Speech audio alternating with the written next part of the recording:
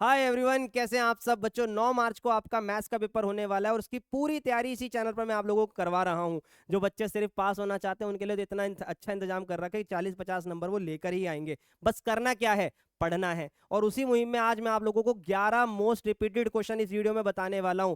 पर एक चीज अपने दिमाग में बैठा लो कि भाई ये मत सोचो कि खाली ये 11 कर लेंगे तो बात बन जाएगी। इतनी सारी चीजों में मेहनत कर रहा हूं, उसको भी देख लो मेरे भाई, उसको पढ़ लो। टेलीग्राम के चैनल का लिंक दे रखा है, वहां पे सारे रिपीट जो भी पीडीएफ्स हैं आपकी वहां प्रोवाइड कर रहा हूं। सब कुछ दे रखा है, बस आपको पढ़ना है। और एक चीज मेरी याद रखना, मैथ्स के अंदर जब आपको कोई बोले ना कि यही रिपीट होगा, ऐसा नहीं होता। मैं भी वो गलत बात नहीं बोलूंगा, क्योंकि डिजिट चेंज हो गई। कभी कभार जैसे मान लो मैं आपको कह रहा हूं कि एंगल आएगा आएगा लेकिन कॉम्पिटेंसी बेस के फॉर्म में आ जाएगा। तो यहीं से मैं आपको बताऊं, अगर कॉम्पिटेंसी में प्रॉब्लम है तो बेटा आप लोगों को कॉम्पिटेंसी कैसे करना है इसकी वीडियो भी चैनल पर आपको मिल जाएगी, आप जाकर देख सकते हो।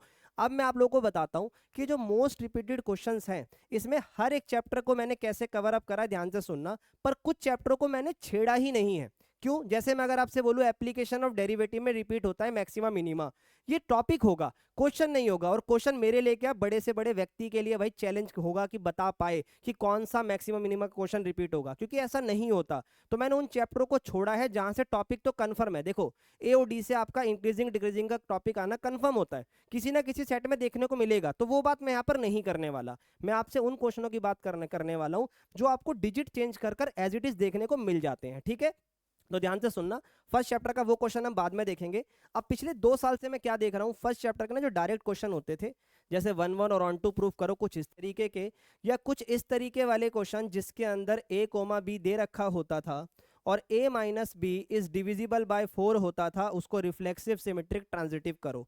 ये क्वेश्चन 2 साल पहले बहुत रिपीट होते थे, अब एकदम से रिपीट होना बंद हुए हैं। उनकी फॉर्म में क्या होने लगा है, केस स्टडी बना दी गई है। चीज सेम है, केस स्टडी बना दी है। जैसे कि आप यहां देख सकते हो, ये रिफ्लेक्ट आपका 1-1 ऑन टू के ऊपर केस स्टडी हो गई, और ये आपका इसी के जैसा रिफ्लेक्सिव सिमेट्रिक और ट्रांजिटिव पे आपकी केस स्टडी हो जाएगी। तो फर्स्ट चैप्टर पे ना इस तरीके से पढ़ना कि अगर केस स्टडी के फॉर्म में आ जाए तो फट से आंसर देना आता हो।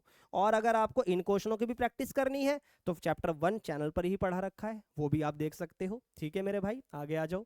चैप्टर 2 के अंदर बच्चे बड़ा परेशान होते हैं भाई, अगर किसी को ट्रिग्नोमेट्री में परेशानी है तो कोई बात नहीं, ये 2-3 क्वेश्चन कर लो, 2 नंबर तो आपको मिल ही जाएंगे। एमसीक्यू में आया तो 1, 2 नंबर में आया तो 2। ठीक है, जिसमें आपका प्रिंसिपल वैल्यू, ध्यान से सुनना मेरी बात, प्रिंसिपल वैल्यू सबसे ज्यादा पूछा जाता है और उसके बाद आता है आपका डोमेन। याद रखना, प्रिंसिपल वैल्यू रेंज की तरह काउंट होती है और डोमेन अलग से। ये बच्चे कम पढ़ते हैं, ये भी आपको चैनल पर मिल जाएगा आईटीएफ वाली वीडियो के अंदर। और इस तरीके की डोमेन आपकी, सॉरी, इस तरीके की आपकी रेंज यानी प्रिंसिपल वैल्यू, चैप्टर 2 से ये क्वेश्चन बहुत रिपीट होते हैं भाई। उसके बाद 3rd एंड 4th से बहुत सालों से ये क्वेश्चन रिपीट होते हुए दिख रहे हैं इक्वेशन सॉल्विंग के। बट इक्वेशन सॉल्विंग इनका रेफरेंस लेके, या तो 2 मैट्रिक्स दी होगी उसके प्रोडक्ट का इस्तेमाल करो। इसकी डिटेलिंग चाहते हो तो मैट्रिक्स डिटर्मिनेंट के अंदर बहुत बेहतरीन तरीके से करवाया है। इंपॉर्टेंट क्वेश्चन के अंदर भी सारी प्लेलिस्ट सेक्शन में आपको दिखाई दे जाएगी। और ये वाला क्वेश्चन आपका, ठीक है भाई। आगे बढ़ते हैं।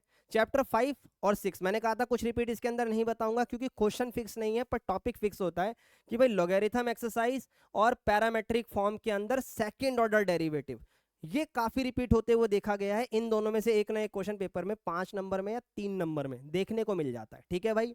सिमिलरली आपका chapter 6 case study maxima minima पे 90% फिक्स होती है कि एक टीचर को डालनी ही डालनी है। पेपर इजी बन गया तो शायद ना डले, लेकिन अगर केस स्टडी में नहीं आया तो मतलब 5 नंबर के क्वेश्चन में आपका क्वेश्चन बन रहा होगा, ये बात याद रखना।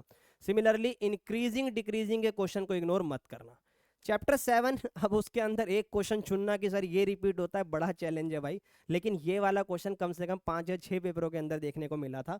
सेम क्वेश्चन नहीं, कई बार क्या होगा, यहाँ पर 2 मॉड्यूलस है, कई बार 3 मॉड्यूलस आपको देखने को मिलेंगे। इस क्वेश्चन को भी आपको देखना है। और फिर चैप्टर 9 में जब आप आओगे उसमें भी एक डायरेक्ट क्वेश्चन पे जाना मुश्किल है, लेकिन एक फिक्स क्वेश्चन जो आपको हर बार देखने को मिलता है वो होता है ऑर्डर एंड डिग्री का, जो आपके एमसीक्यू में हमेशा आपको देखने को मिलेगा। इसके डिफरेंट डिफरेंट वैरायटी भी इसी चैनल पर मैं पेपर से पहले कवर कर दूंगा, और अगर आप खुद करना चाहते हो तो अभी कर लो, कोई दिक्कत की बात नहीं है। आगे बढ़ते हैं। इसके बाद चैप्टर 10 यानी वेक्टर बहुत बेहतरीन तरीके से पढ़ाया है, अगर आप पूरा देखते हो तो चीजें डन होंगी। लेकिन ये वाला क्वेश्चन जिसमें मैग्नीट्यूड दिया हुआ होता है, तो ऐसे क्वेश्चन कई बार पेपर में देखने को मिलते हैं। इसको शुरू कैसे करना होता है, ध्यान से सुन लो। हमेशा इस पे स्क्वायर लगाओ और सेम चीज को डॉट प्रोडक्ट में 2 बार लिख लो। ये इसका फॉर्मूला डिटेलिंग में मैंने करवाया, पर ऐसा क्वेश्चन घूम फिर के एमसीक्यू 2 मार्क्स 3 मार्क्स कभी ना कभी देखने को मिलता है। फिर आता है आपका 3D। इससे तो कोई दिक्कत ही नहीं है, 4 से 5 क्वेश्चन करो 3D आपका डन। क्या है सर वो? शॉर्टेस्ट डिस्टेंस से, मैं क्या बोल रहा हूँ, जो बंदे ने नया नया भी पढ़ाना शुरू करा है ना, हमको तो 8-10 साल का एक्सपीरियंस हो गया मेरे भाई, लेकिन जो आज भी पढ़ाना शुरू करेगा ना उसको भी पता है, बच्चे को भी पता है, अगर वो ध्यान से PYQ एनालाइज कर रहा है कि शॉर्टेस्ट डिस्टेंस का क्वेश्चन रिपीट होता ही होता है। चॉइस में उसके या तो इंटरसेक्शन दिख जाता है आपका, या इमेज वाला क्वेश्चन दिख जाता है। तो अगर आप इसमें से ये कर लेते हो तो चॉइस वाला भी आपको आता होगा, पर कम से कम एक आपको आए तो मैक्सिमम टॉपिक इसका करो। ये 3 काफी रिपीट होते हैं, ये बात याद रखना, ठीक है भाई। इसके बाद आता है आपका LPP। LPP में रिपीट क्या भाई, हर बार एक क्वेश्चन आपका आएगा, 3 मार्क्स या तो आपका 4 मार्क्स, सॉरी 3 मार्क्स या तो आपका 5 मार्क्स। और वो क्वेश्चन क्या होगा, कोई ना कोई मैक्सिमम मिनिमम वैल्यू, उसके सब्जेक्ट टू कंस्ट्रेंट, ग्राफ बनाओ, कॉर्नर पॉइंट निकालो, मैक्सिमम मिनिमा सॉल्व करो, ठीक है भाई। और लास्ट आती है बेटा आपकी प्रोबेबिलिटी, जिसमें ये वाला क्वेश्चन घूम फिरा कर आपसे बार बार पेपर में पूछा जाता है। कई बार वो स्टूडेंट की फॉर्म में बोलेगा, कई बार वो डिजिट की फॉर्म में बोलेगा, कई बार वो आपको इस तरीके से बोलेगा, ऑरेंज वाला क्वेश्चन आपका एनसीईआरटी का है, रिलेट कर जाओगे, वो सिलेक्टेड चीजों के फॉर्म में इस क्वेश्चन को घुमा फिरा के आपसे पूछता है, इसलिए मैंने यहाँ पर एक क्वेश्चन आपका डाला है, और इसका सॉल्यूशन मैंने most important question of the probability में कवर अप करा है, ठीक है भाई। और यहाँ पर मैंने छोड़ा है आपके लिए बेस थ्योरम लिखकर, क्यों? क्योंकि या तो केस स्टडी की फॉर्म में, या तो 4 मार्क्स के क्वेश्चन के रूप में, केस स्टडी 4 मार्क्स की और नॉर्मल क्वेश्चन 5 मार्क्स का, इन दोनों में से किसी ना किसी एक फॉर्म में, जिसमें 95% चांस है कि वो केस स्टडी की फॉर्म में होगा, घूम फिरा के बेस थ्योरम का क्वेश्चन वहां पर आपको देखने को मिलता है। सिमिलरली अगर किसी को पता है भाई बेस थ्योरम क्या होती है, तो उसको टोटल प्रोबेबिलिटी भी पता होगी, और वो सेम ही चीज़ है, ज़्यादा फर्क नहीं है। तो इन दोनों से आपके केस स्टडी हमेशा देखने को मिलती है, तो केस स्टडी देखना मत भूलना। तो आई होप जिस वीडियो के अंदर मैंने जितने भी क्वेश्चन आपको बताए होंगे, आपको समझ में आया होगा कि हाँ सर ये क्वेश्चन तो मुझे छोड़ने नहीं है, पर बाकी और भी इसके साथ पढ़ने हैं। तो आई होप ये वीडियो आप लोगों को अच्छी लगी होगी।